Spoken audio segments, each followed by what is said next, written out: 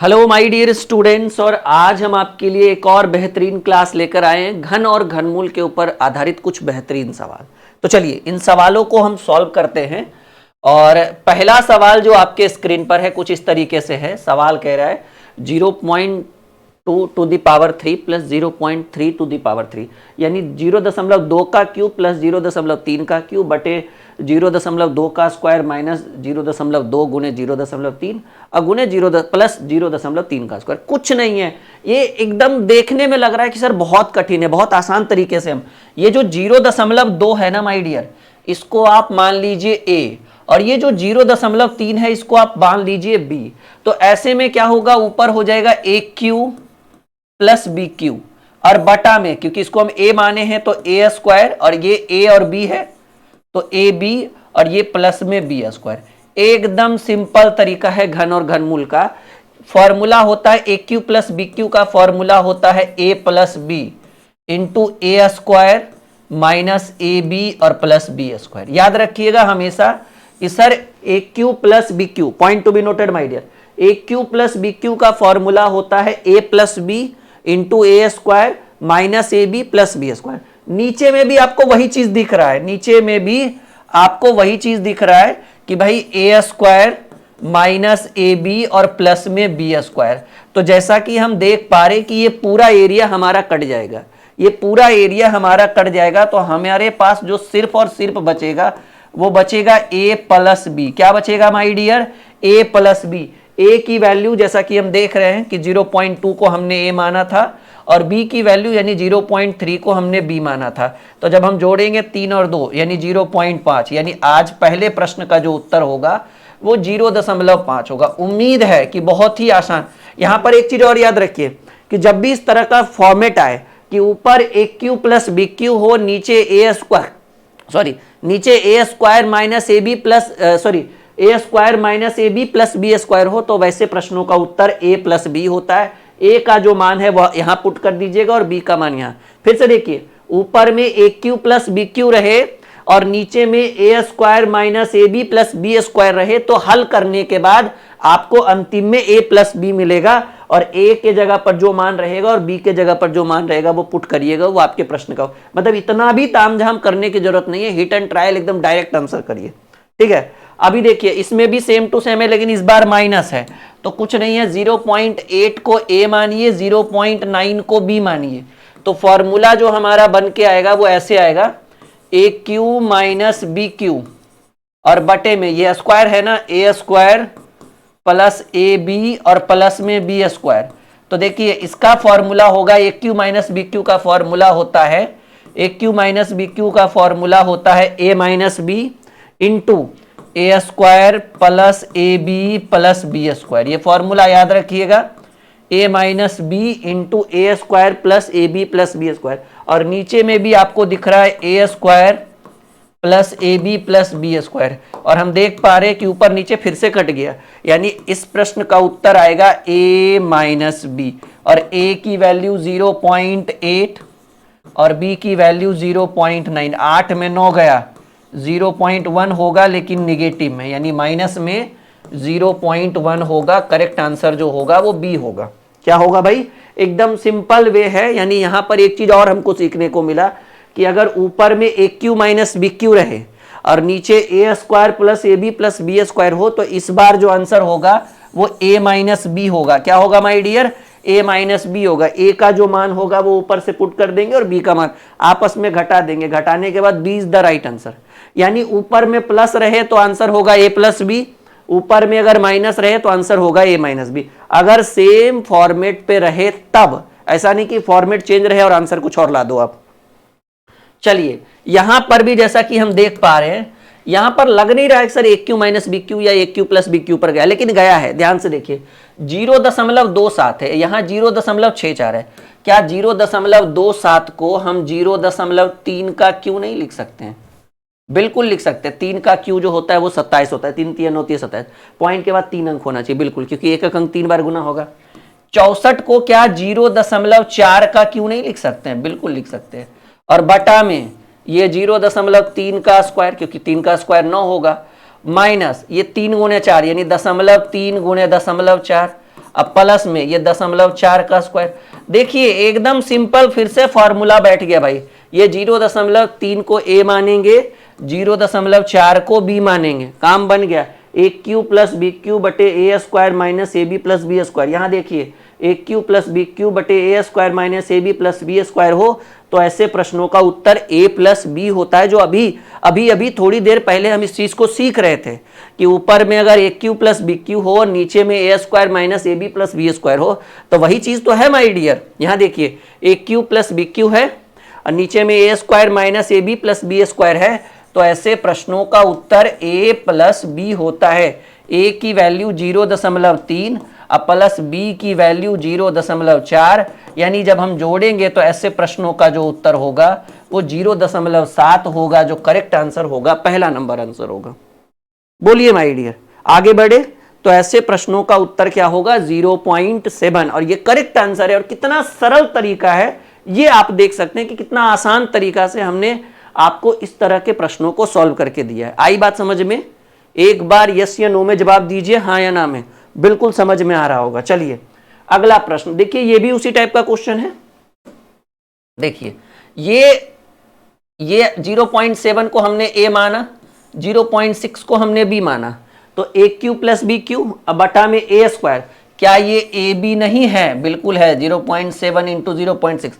अरे लिखा नहीं है पर दिमाग लगा सकते हैं ना। और ये बी स्क्वायर, यानी ऊपर में ए क्यू प्लस बी क्यू और नीचे में ए square minus A B plus B square. अभी तो हम पढ़े हैं कि सर ऊपर में अगर a cube plus B cube हो, नीचे में ए square minus A B plus B square हो तो ऐसे प्रश्नों का उत्तर ए प्लस बी होता है। यस या नो? बिल्कुल। तो ऐसे प्रश्नों का उत्तर ए प्लस बी होता है। उतना ज्यादा फॉर्मूला लिखकर समय बर्बाद करने से अच्छा है डायरेक्ट लिखिए ए की वैल्यू 0.7 एंड बी की वैल्यू 0.6। 7 6 13 होगा, पॉइंट के बाद एक अंक यानी 1.3, और ये 1.3 जो मिला है वो बी नंबर ऑप्शन में मिला है। कहाँ मिला है माय डियर? कहेंगे सर बी नंबर ऑप्शन में 1.3 is the correct answer. B is the right answer, B is the correct answer. बोलो आगे बढ़े, कोई दिक्कत कोई परेशानी? इस टाइप का क्वेश्चन है। देखिए ये भी कंफ्यूजन कि सर कैसे होगा? अरे बिल्कुल होगा भाई, आप एक बार कोशिश तो करके देखें, सफलता एकदम बिल्कुल आपके कदम चूमेगी। देखिए इस टाइप का क्वेश्चन कभी भी आ जाए, ठीक है, तो 0.1। अच्छा, अब हमारा जो एप्लीकेशन है ड्रीम क्लासेस ऑफिशियल, पहले आप लोग एंड्रॉइड फोन से इंस्टॉल करते थे, लैपटॉप और पीसी से आप लोग वेबसाइट के थ्रू पढ़ते थे। अब जो है वो आईफोन की भी सुविधा उपलब्ध करा दी गई है। मतलब अगर आपके पास आईफोन है और आप एक आईफोन यूजर हैं तो आप डायरेक्टली हमारे ऐप को सर्च कर सकते हैं आईफोन में, ठीक है। प्ले ऐप स्टोर होता है ना आईफोन में, ऐप स्टोर में सर्च करिए ड्रीम क्लासेस ऑफिशियल। अब आपको हमारा ऐप जो है वो एंड्रॉइड और पीसी वर्जन तो था ही पहले से, अब iOS वर्जन भी हो गया है। मतलब अब जो स्टूडेंट आईफोन यूज करते हैं अब डायरेक्टली ऐप को सर्च करिएगा, आपको मिल जाएगा, ठीक है। तो 0.125, तो 0.125 को क्या 0.5 का क्यों नहीं कर सकते हैं? 5 पचे 25 पचे 125।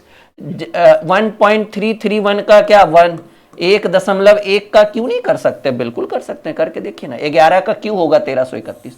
अब बटे ये होगा 0.5 का स्क्वायर प्लस ए बी 0.5 गुने 1.1, तो 11 पचे 55, पॉइंट के बाद 2। अब प्लस ये 0.1 को क्या लिखेंगे 1.1 का स्क्वायर। फॉर्मूला पूरा एडजस्ट हो गया। ऊपर में ए क्यू माइनस बी क्यू, इसको हमने क्या माना है? इसको हमने ए माना है, इसको हमने बी माना है। तो a cube minus b cube बटे a square plus a B plus B square. ऐसे प्रश्नों का उत्तर होता है my dear A minus b. बोले थे ना कि अगर ऊपर में ए क्यू माइनस बी क्यू हो, नीचे ए square plus a B plus B square हो तो ऐसे प्रश्नों का उत्तर होगा ए माइनस बी। ए की वैल्यू 0.5 है एंड बी की वैल्यू 1.1 है। तो 11 में 55 गया, 0.6 होगा वो भी माइनस में, 0.6 होगा। 0.6 भी लिख सकते हैं लेकिन 0 आगे लगेगा, ऐसे लिख सकते हैं आप लोग। देखिए माइनस में होगा 0.6। ये करेक्ट आंसर है पहला नंबर ऑप्शन में। उम्मीद है कि अभी तक जितना भी हम आपको समझा रहे हैं, जितना भी हम आपको सिखा रहे हैं वो प्रॉपर आपको आपके माइंड में जा रहा होगा। यस या नो? बिल्कुल। चलिए अब यहां से एक और टॉपिक है, वर्गमूल और घनमूल दोनों पर आधारित प्रश्न। देखिए अंदर में वर्गमूल ज्ञात करना है और बाहर में फिर घनमूल ज्ञात करना है। ये बड़ा ही चैलेंजिंग क्वेश्चन है। देखिए समझिएगा मेरी बात, कैसे करना है। वैसे तो पेन पेपर की जरूरत नहीं है, पर फिर भी पहले आप इसका वर्गमूल निकालिए। तो 64 का जो वर्गमूल आएगा, एक घनमूल का चिन्ह रहने दीजिए। देखिए अगर आगे 3 लगा है तो समझिए घनमूल, और आगे 2 लगा है या कुछ भी नहीं लगा हुआ है तो समझिए वर्गमूल। क्योंकि रूट के अंदर जो 2 होता है ना, वो हाइड होता है, छिपा हुआ है, तो दिख भी सकता है, नहीं भी, साधारणतः नहीं दिखता है वो। तो हम इसको पहले सॉल्व कर लेते हैं, क्योंकि रूट के अंदर रूट है, घनमूल के अंदर वर्गमूल है। तो 64 का वर्गमूल होगा भाई, 64 का वर्गमूल होगा 8, और पॉइंट के बाद 2 2 4 2 6 अंक होता है, तो 6 का आधा 3, ठीक है ना। 64 का वर्गमूल हमने 8 कर दिया, लेकिन पॉइंट के बाद 2 2 4 2 6 अंक है, तो 6 के आधा 3 अंक, तो 2 2 4 6, 1 अंक दिख रहा है, 2 अंक 3 अंक, पॉइंट लगा दीजिए।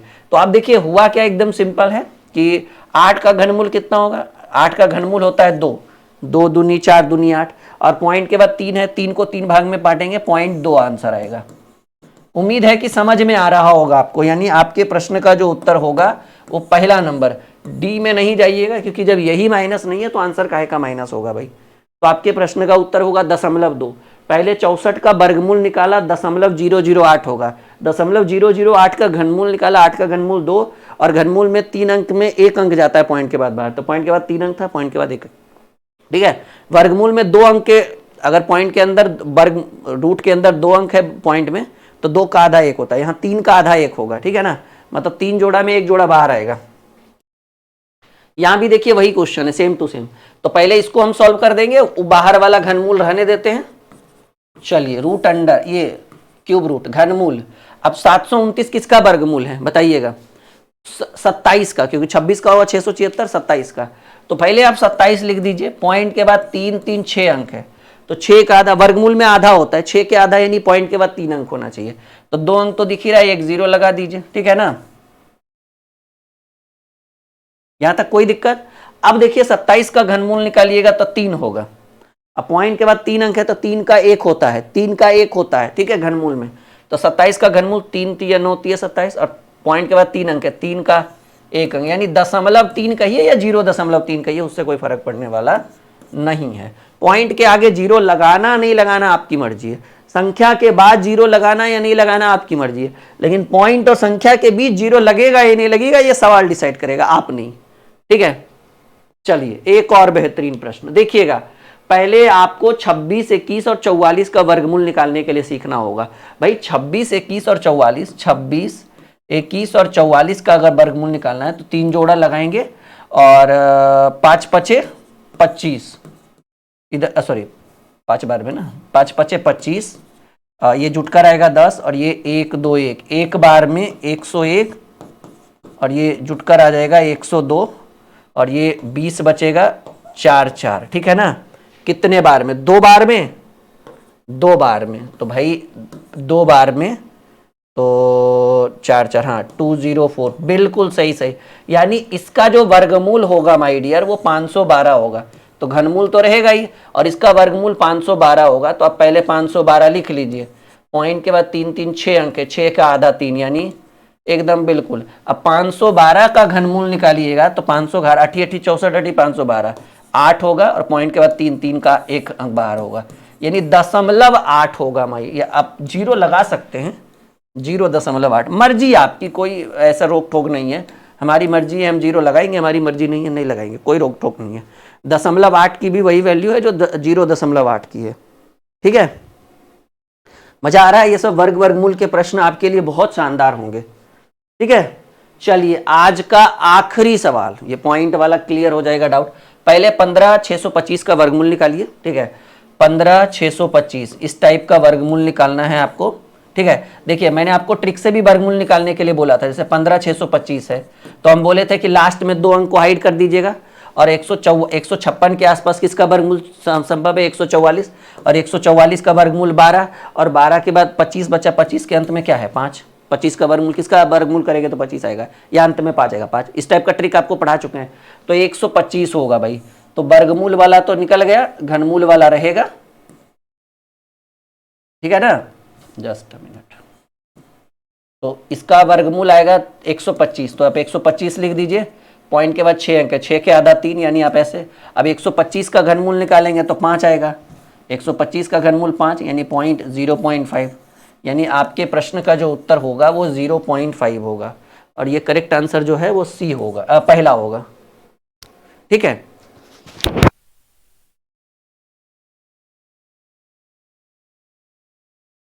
ठीक है। तो उम्मीद है कि ये क्लास आपके लिए बहुत ही शानदार रहा होगा।